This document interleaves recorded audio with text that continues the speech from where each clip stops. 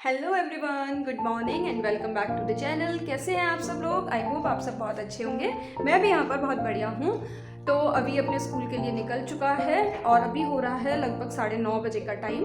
तो उसको ब्रेकफास्ट वगैरह दे दिया था, लंच बॉक्स पैक करके दे दिया था और अब मुझे करनी है घर की क्लीनिंग। तो आज मैं आप लोग के साथ शेयर करूँगी कि कैसे मैं अपने पूरे घर की क्लीनिंग करती हूँ। तो झाड़ू वगैरह मैं सुबह ही लगा देती हूँ बच्चे के जाने से पहले। तो मेरी झाड़ू वगैरह लग चुकी है, लेकिन उसके बाद क्लीनिंग का कोई भी काम नहीं हुआ है। तो आज मैं आप लोग के साथ शेयर करने वाली हूँ कि कैसे किचन से लेके बेडरूम, ड्राइंग रूम सारा कुछ मैं क्लीन करती हूँ डेली बेसिस पे, जिससे कि घर साफ़ सुथरा बना रहता है। फिर तो फ्रेंड्स, अभी क्लीनिंग स्टार्ट करने से पहले मैं एक बार आपको दिखा रही हूँ कि अभी देखिए मेरे घर की क्या हालत हो रही है।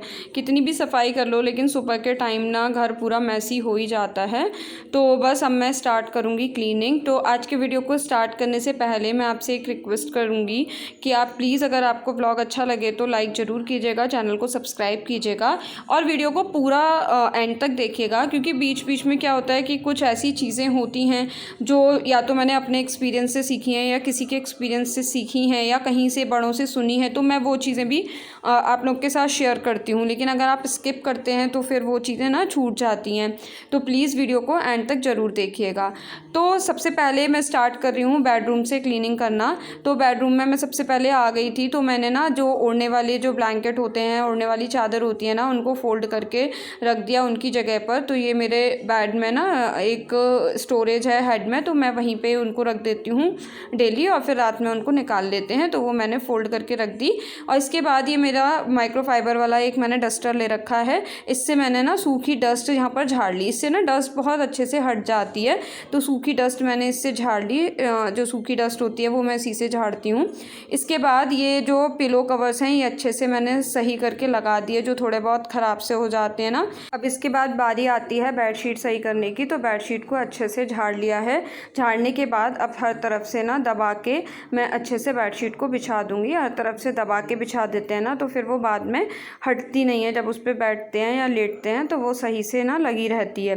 तो बस यहाँ पर मैं बेडशीट को अच्छे से लगा दूंगी। और इसके बाद फिर मैं ले आई थी ये कोलिन। तो कोलिन से मैं यहाँ पर हेड पे अच्छे से सफाई कर दूंगी स्प्रे करके।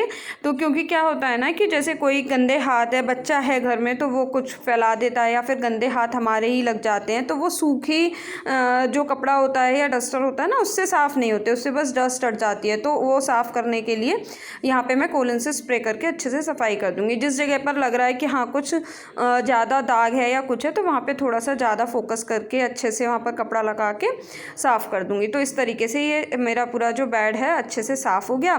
साफ़ होने के बाद अब मैं यहाँ पर पिलो लगा दूँगी।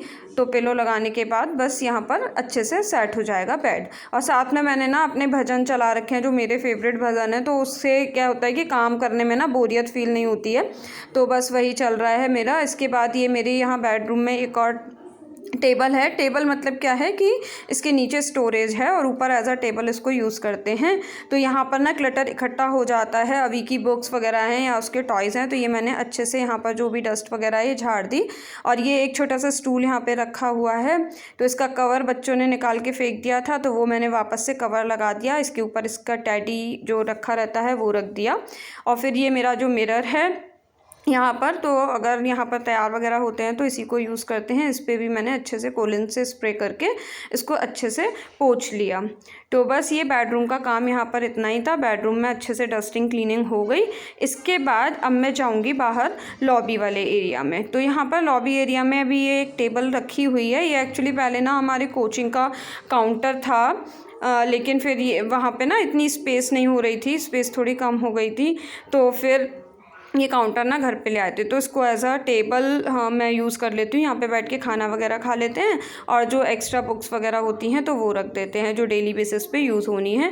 तो यहाँ पर सबसे पहले ना मैंने बुक्स को छाटा। यहाँ पे बहुत सारा ढेर इकट्ठा हो गया था कि इनमें से कौन सी अभी डेली बेसिस पे यूज़ होनी है और कौन सी नहीं। तो वो मैंने वापस से अंदर रख दी, जो अभी फ़िलहाल के यूज़ की नहीं थी, और जो अभी काम की थी उनको रख ली। कुछ पेपर्स वगैरह एक्स्ट्रा थे तो उनको मैंने यहाँ से डिस्कार्ड कर दिया।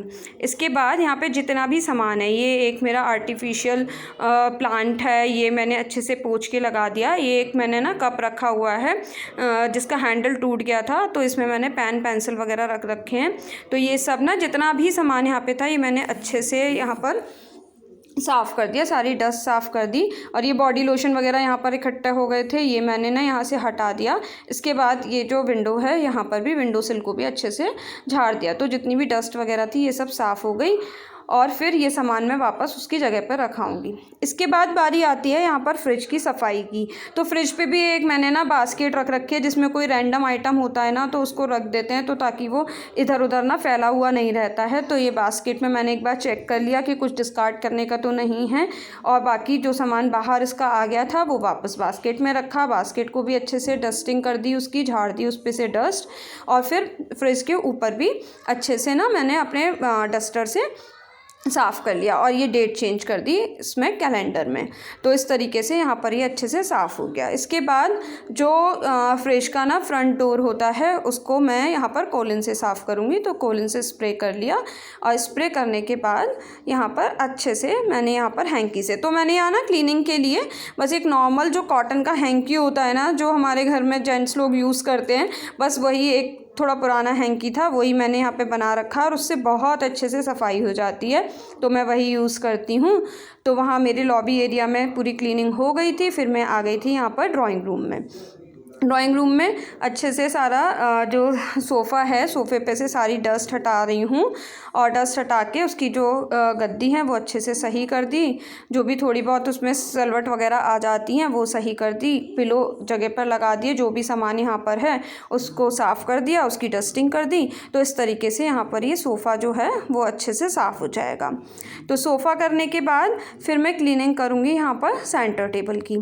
सेंटर टेबल का ये जो कवर है ना ये भी मुझे वॉश करना है, लेकिन फ़िलहाल आज मैं वॉश नहीं कर रही हूँ। इस पर बच्चों ने ना कुछ कलर वगैरह चला दिए हैं, इसको मैं देखूँगी कल या परसों जब भी वॉश करूँगी, आज तो नहीं कर रही हूँ। तो बस यहाँ पर ना अच्छे से बस मैंने डस्टिंग कर दी। नीचे भी यहाँ पर मैं डस्टिंग कर रही हूँ, नीचे भी कुछ बुक्स वगैरह रखी हुई हैं, तो बस यहाँ पर अच्छे से डस्ट साफ़ कर दूँगी। और इसके बाद करूँगी मैं लैपटॉप की क्लीनिंग। तो यहाँ पर ना लैपटॉप की क्लीनिंग करने के लिए मैंने कोलिन से करा है, लेकिन आप एक बात हमेशा याद रखिएगा कि जब भी आप लैपटॉप की क्लीनिंग करते हैं ना तो कभी भी डायरेक्ट स्प्रे उसकी स्क्रीन पर नहीं करना, टीवी पर या लैपटॉप पर, क्योंकि उससे ना जो स्क्रीन है वो ख़राब हो जाती है। ये मेरी सिस्टर के साथ हो चुका है, उसने डायरेक्ट स्प्रे कर दिया था स्क्रीन पे, तो उसकी स्क्रीन जो थी ना उसके लैपटॉप की ख़राब हो गई थी। तो फिर बस तब से ही मैंने ये सीख लिया, तो मैंने सोचा ये बात मैं आप लोग के साथ भी शेयर कर दूं। तो बस यहाँ पर मैंने सारी क्लीनिंग कर ली थी, और उसके बाद ये मेरा जो प्लांट था ये मैंने बाहर रखा हुआ था थोड़ा सा धूप दिखाने के लिए, तो वो प्लांट लाके वापस रख दिया। तो यहाँ पर ड्राइंग रूम की भी क्लीनिंग कंप्लीट हो गई थी। और इसके बाद अब मैं आ गई हूँ किचन में, क्योंकि ब्रेकफास्ट बनाने के बाद किचन भी ना बहुत ज़्यादा मैसी हो जाती है। तो बस अब मैं यहाँ पर किचन की क्लीनिंग कर रही हूँ। तो यहाँ पर सबसे पहले ये थोड़ी सी मटरी थी मैं लेके आई थी, तो ये मैंने डिब्बे में डाल दी। जो चाय चीनी के डब्बे थे यूज़ हुए थे ये मैंने वापस पोंछ के रख दिए। ये एक फ्रूट बास्केट है मेरी, इसमें ये बनाना मैं लेके आई थी ना, तो बनाना मैं रख रही हूँ। तो बनाना को अलग अलग करके रख रही हूँ, तो जिससे कि ये इसमें अच्छे से आ जाएंगे और ढक्कन आराम से बंद हो जाएगा। इसके बाद टमाटर है ये मैं रख दूँगी वापस से फ्रिज में। और ये बस यहाँ पर ये 2 पन्नी खाली हुई हैं, तो ये मैं ना फ़ोल्ड करके एक के अंदर एक करके रख दूँगी, जिससे कि इसको ना यूज़ किया जा सके। और बस इसके बाद यहाँ पे जितना भी सामान है उसको अरेंज कर देंगे, और अरेंज करने के बाद फिर सारे बर्तन मैंने इकट्ठे कर लिए सिंक में। और अब मैं सबसे पहले करूँगी बर्तन धोने का काम, क्योंकि अगर बर्तन धोने का काम किचन में हो जाता है ना तो ऐसा लगता है कि यार बहुत सारा काम निपट गया, क्योंकि बर्तन धोने का काम ही सबसे ज़्यादा ख़तरनाक होता है। तो ये जो बर्तन पहले से धुले हुए हैं उन्हें मैंने पोंछ के रैक में लगा दिया। तो बस अब मैं यहाँ पर स्टार्ट कर रही हूँ बर्तन धोने का काम। तो बर्तन धोने के बाद फिर मैं किचन को अच्छे से साफ़ कर दूँगी, स्लैब वगैरह को। तो मेरा ना यहाँ पर क्लीनिंग का जो ऑलमोस्ट पूरा काम है वो कंप्लीट हो जाएगा। तो इस तरीके से ना ये पूरा क्लीनिंग का काम करने में मुझे लगभग ना 1 सवा घंटा लगता है। बट ये है कि उसके बाद पूरा घर अच्छे से ना साफ़ बना रहता है। तो अब ना मेरे बर्तन ना धुल चुके थे। उसके बाद अब बारी आती है स्लैब को और गैस स्टव को साफ़ करने की। तो उसके लिए मैंने अच्छे से कॉलिन से स्प्रे कर लिया और उसको अच्छे से ना पोंछ लूँगी पूरे गैस स्टव को। तो जनरली तो मैं गीले कपड़े से और सूखे कपड़े से पोंछ देती हूँ, लेकिन बीच में मतलब ऑल्टरनेट डेज़ या दो दिन के बाद में कॉलिन से अच्छे से स्प्रे करके ना साफ़ कर देती हूँ कि अगर कुछ चिकनाई वगैरह होती है तो वो साफ़ हो जाती है। तो सामने वाले जो टाइल्स हैं, ये स्विच एक बीच में है, इस पर भी मैंने कॉलिन स्प्रे कर लिया था और अच्छे से इनको भी पोंछ के साफ़ कर दिया। और फिर ये जो स्लैब पोंछने वाला मेरा कपड़ा है कॉटन का, इसे मैंने लेके स्लैब को पोंछना स्टार्ट किया। ये जो ट्रे है इसको भी इसका सामान सारा हटा देती हूँ, हटा के ना एक बार अच्छे से पोंछ लेती हूँ। तो दिन में एक बार अगर इस तरीके से अच्छे से सफाई हो जाती है ना, तो फिर एकदम किचन भी साफ़ बनी रहती है। तो उस तरीके से बस सारा मैंने जो स्लैब है, काउंटर टॉप है, ये मैंने यहाँ पर पोंछ लिया। अब बस लास्ट मेरा काम बचा था पोछा लगाने का। तो फटाफट से मैंने अपना मॉप उठाया और मॉप उठा के और फटाफट से ना पूरे घर में मैं पोछा लगा लूँगी। तो पोछा लगाने के बाद मेरा पूरा घर एकदम अच्छे से क्लीन हो जाएगा। तो अभी मैं आपको दिखाऊँगी कि क्लीन होने के बाद पूरा घर कैसा लग रहा है।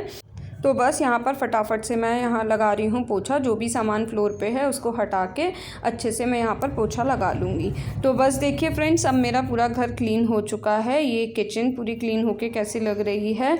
और आज के ब्लॉग में बस इतना ही। अगर आपको पसंद आया हो तो प्लीज़ लाइक कीजिएगा, चैनल को सब्सक्राइब किए बिना तो बिल्कुल मत जाइएगा। मिलती हूँ नेक्स्ट वीडियो में। Till then bye bye, take care, stay beautiful always.